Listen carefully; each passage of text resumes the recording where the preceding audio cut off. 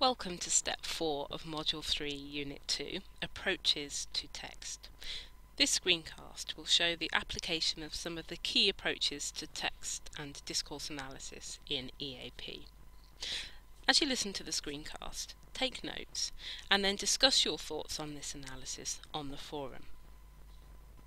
So the text chosen to apply these approaches to has been taken from the research pages of Coventry University's Bohr corpus, which you are directed to in the wrap-up for this unit.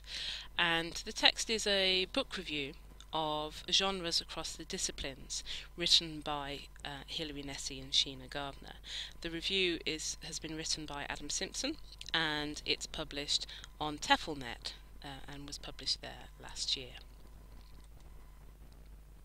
So in this screencast we're going to be considering, I guess, three key approaches that are commonplace in EAP, starting with genre analysis, moving on to consider the text through the lens of systemic functional linguistics, and then of course moving on to a critical discourse analysis consideration of what we have here. Now, all of these approaches really stem from around the same time period. The critical discourse analysis really began in the 70s at the University of East Anglia, but really its home is in Lancaster, with the Lancaster School of Linguists, who developed it in the 80s and 90s. Of course, systemic functional linguistics with Halliday, again 80s and 90s, and then genre analysis, which was really Swales' baby over in the United States. So let's start there. So taking a look at this text, what genre is it and how do we know? Well, it's a book review. How do we know? It says review and then has the title of the book it's reviewing. If we look at the breadcrumb trail here, we can clearly see it's part of the book review section of the website. Before the review starts proper, we see the publication details of the book that's the topic of this review. And also our author here, Adam Simpson, is not known here as an author or a scholar or a corpus linguist. He is a reviewer. So these are some very superficial clues to tell us what it is we're dealing with here. We can also see that quite easily it's not an academic review, in that it's not in line with review of literature for a literature review part of an essay, as there are no academic references here at all. It follows a very set pattern. It introduces the topic of the book being reviewed. It talks a little of the readership of the book being reviewed, and then it goes on to, in quite a detailed fashion, discuss each part of the book, going through 6 chapters in particular and giving a synopsis of these, and then finally concluding with the importance of the book in the field. And we can also see many adjectives throughout the review, as we would expect, obviously, because reviewers often give their comment on the text that they're reviewing. So there are many different features here that tell us that this is indeed a book review, one that's for more of a magazine publication or online, rather than as an academic piece of work in its own right.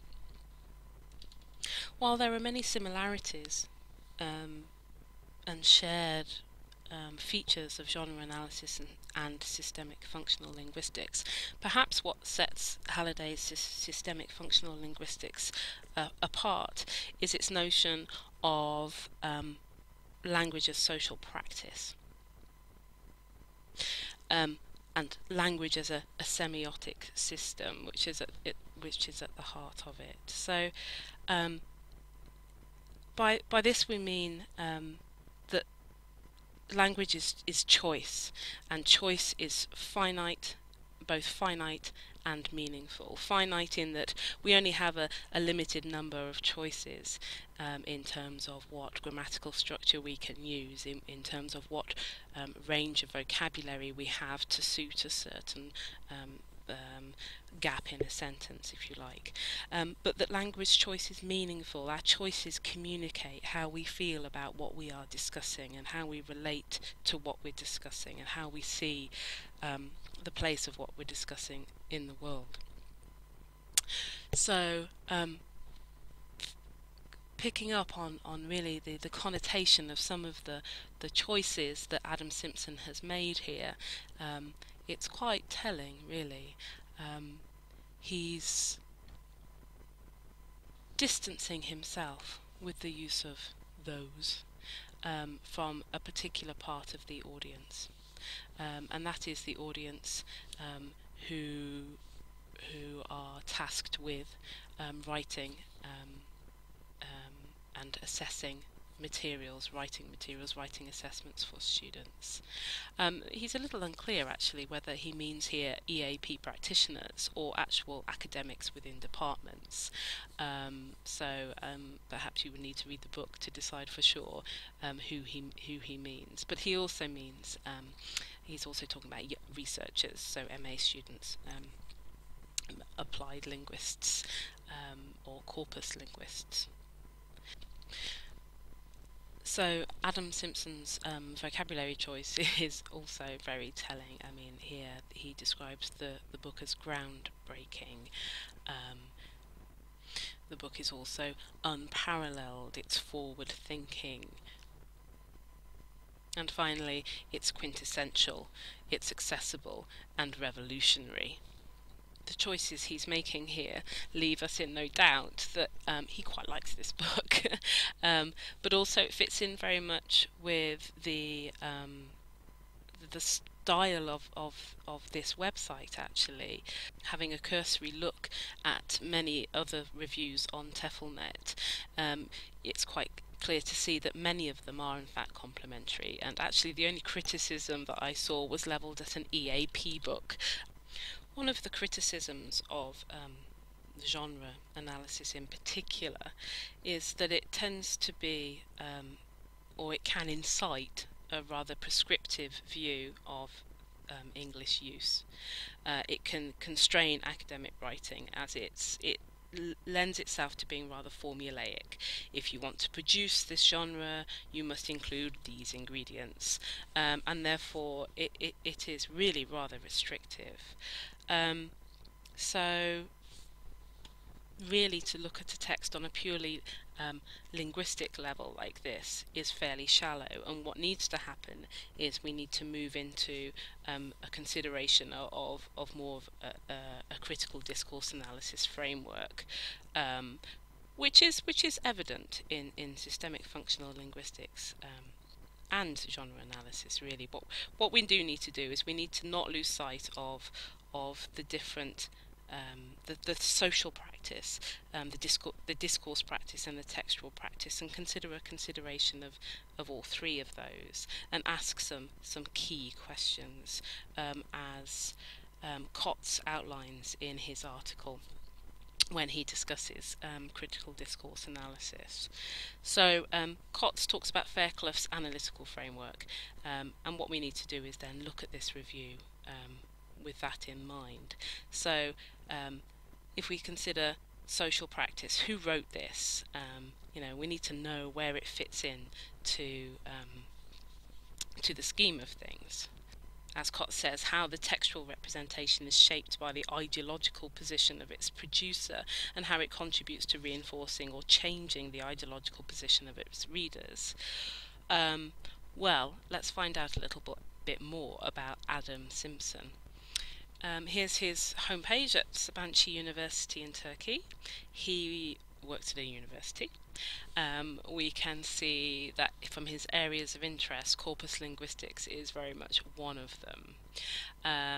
He is quite well equipped, really, to be writing this review. If you see, he has won actually quite a few awards from the British Council and such like. But you know, his roots, his interests lie in corpus linguistics, so clearly he's going to be quite a proponent of the Nessie and Gardner book. This is reinforced by some of the language used actually in his review, where he talks about those unfamiliar with corpus linguistics. Obviously, he's distancing himself from that group. He is himself quite familiar with corpus linguistics. Thank you very much. And again, later on in the text, he talks about the reader feeling a little overwhelmed. You may be feeling a little overwhelmed as a non-corpus linguist, a non-expert. But really, Simpson's overall positive review of this book points to the general popularity of genre analysis, corpus linguistics in the field at the moment, and is reinforcing this importance.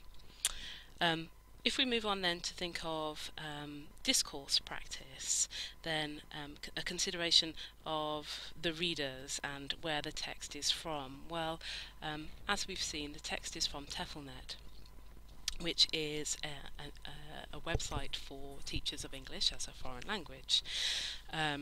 So primarily the audience will be English teachers, and as Simpson said earlier, those studying maybe applied linguistics, for example.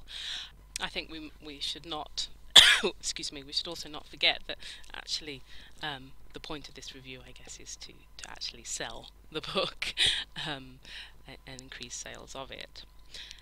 Finally then, moving on to textual practice, the third of Fairclough's analytical frameworks. It's very interesting that although we've decided that this is not an academic review of literature, it actually is written in a very formal register and shares many features of academic writing. So if we scroll down to this paragraph here, genres across the discipline is presented in two parts. We can see some incredibly long, complex noun phrases. A high degree of nominalization exists in this review, as do passives. The vocabulary used as well shows a certain level of formality. So clearly the audience is supposedly educated and academic of a certain degree. So that's a very brief example of some of these approaches being applied to a text. And one of the criticisms, it has to be said, of critical discourse analysis, as mentioned by Kaplan and Grabe, which is on the reading list, is that it's too subjective, too reliant on interpretation. And if you take the time to read Simpson's review, you might disagree with many of the points I've made. But I think that's fine. I think the different interpretations to a text is what gives it a depth of meaning, and I think that's not to be underestimated.